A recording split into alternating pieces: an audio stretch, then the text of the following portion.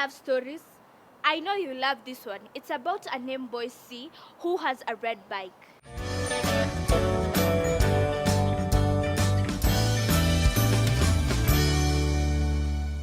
Hello and welcome to today's story, and we are right here at Maktaba Kuu at the Kenya National Library, right here at Upper Hill.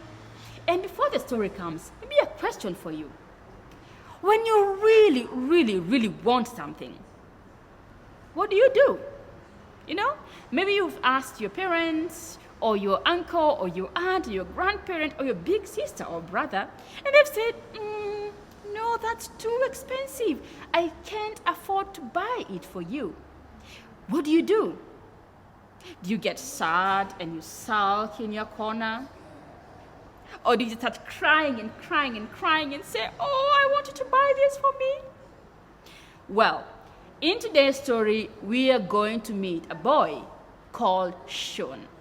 And a boy called Sean. And Sean had seen something that he really liked. But his mother could not buy it for him. But let's see what Sean did. All right? And we are reading from this book, Fly Away Home. And today's story is Sean's Red Bike by Petronilla Breinberg. The moment Sean saw the red bicycle in the shop window, he wanted it. But that one costs a lot of money, said Mom. How about a new three-wheeler? You know the three-wheeler? The small bike that has 3 wheels. But Sean didn't want a new 3-wheeler. I want that red bike, he said, with a shiny new bell. One day, Sean helped Patrick's dad to wash his car. Sean worked very hard, washing and polishing, and Patrick's dad paid him 50 cents. For your red bike, he said. Another day, Uncle Fred came to visit the family. He gave Sean 50 cents. For your red bike, he said. So every week, Sean took his pocket money to the shop. Not long now, said the storekeeper. For 2 days running, Sean helped Aunt Hilary to look after baby Jerome. And for each day, Sean earned 50 cents. For your red bike, said Aunt Hilary. And then, late one afternoon, the red bike was delivered to Sean's home. It's here! My red bike is here! Sean yelled from the window.